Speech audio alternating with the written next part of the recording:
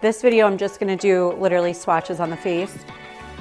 We're just going to show the difference between like a golden, neutral, and a warm.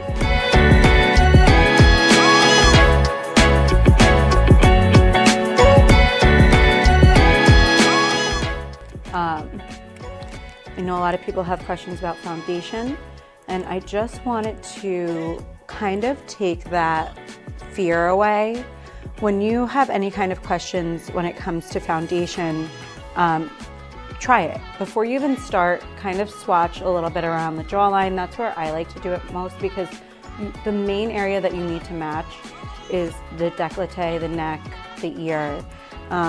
The face is important too, but if you're only matching the face and maybe they have a turtleneck on when they're getting ready, which isn't ideal, you will want to make sure you're like looking at their arms, looking at their neck, making sure that once they're in their final outfit, that it all flows seamlessly. So very important to match to the neck, match to the chest, the ears, and then you could always work in the facial tone. A lot of people sometimes are lighter on the face, sometimes they're darker on the face. So very easy. I'm just using 3 different shape tapes, just for example. Obviously these are concealers, not foundations, but I'm just showing you with the undertones how to really kind of pick up what undertone your client is. And you could always grab 3, just like I'm doing right now. Right now I'm going in with light medium, and that's gonna go right in the middle. Next, I'm gonna go in with medium honey. This is gonna have a little bit more pink to it. A little bit more of that pink honey undertone. And then when we go in with light medium sand, you're gonna see a little bit more yellow. So now when you put those on the skin, you're going to start seeing what just starts to seamlessly blend in, what doesn't. You could even blend it a little bit with a sponge or a brush, just around the edges. But it also is a lot about preference. So again, if someone has a spray tan on their body and it's pulling very yellow or pulling very pink, you wanna go with those tones, right? You don't wanna, okay, maybe you're seeing more yellow in her face, but her spray tan might be a little bit more red, pink toned. So it really just depends on what is going to work with the rest of their body as well. This starts to blend out really nicely. Again, this has more of those pink undertones, especially when we start bringing it towards the neck. And again, this could be something that you do prior to the entire face. This could be something that you wipe off so that you're not trying to match when you already did all the skincare, when you already did all of her, prep. Because this is obviously, you're not gonna leave her with 3 different tones on her face. The neutral is popping out a little bit more. See how it's not going to be as seamless as a blend? I'm even gonna go upward with it so you guys can see. But it's popping out a little bit more to me. And I'm switching the brush so that you guys, I'm not mixing them all together.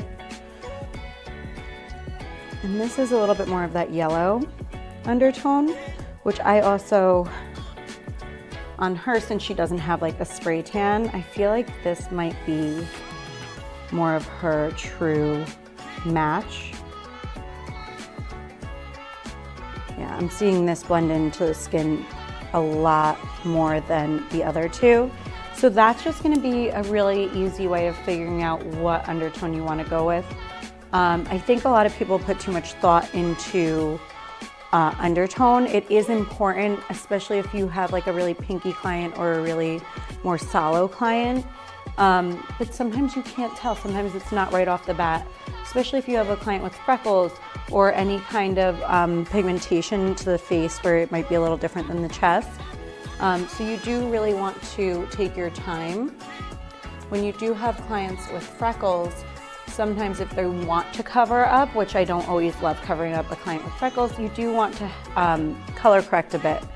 But right now this is just for color matching purposes. I would say that I would go with this. It's just blending in a lot more seamlessly, and as the product oxidizes a bit more, you could see this is popping off her skin, this is popping off her skin, where this one's really just blending in. So this is the Elemis Pro Collagen Cleansing Balm.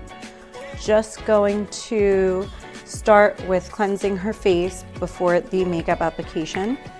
I'm just gonna scoop out a little bit.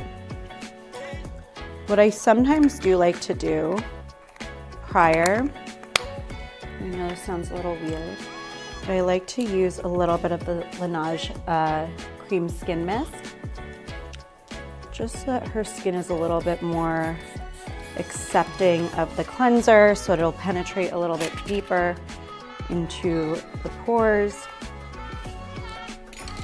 And I'm just going to massage this into her skin. This is going to help soften the skin. This is going to help get a little bit of that dead skin off. It's going to lightly exfoliate. And then once we do wipe it all off with a wet cloth, or she goes into the bathroom and just rinses, going to just leave you with like this baby soft skin that's super ready for makeup, especially if your client already has their hair done. There's probably hairspray on your client. You want to make sure that you're really starting off with a super clean base that is going to be accepting of the other skincare that you're about to put on. Because if you are putting your skin prep on top of uncleansed skin, it's not going to penetrate, especially if there's hairspray on the face, or maybe other products that they might have used that don't work well under your makeup application. Give your client like a little massage, help any of that lymphatic drainage. Don't push too hard, but make sure they're nice and relaxed.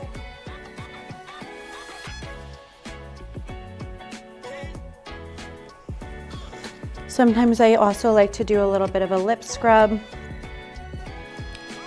Amazon.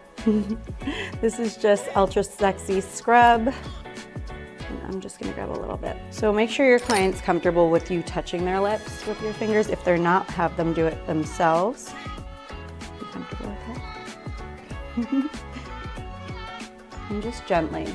If your client has like a lot of dead skin on their lips, or a ton of dryness, be very gentle with this step, because you don't want to like open up any like dry skin and make them bleed. So you don't want to work on that area after that.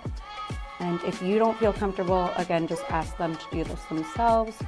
You're going to be able just to take a towel or a washcloth that is, you know, saturated in water, and then rub it off. I'm going to have Vanessa go rinse everything off in the bathroom because we have one accessible, and it makes it easier.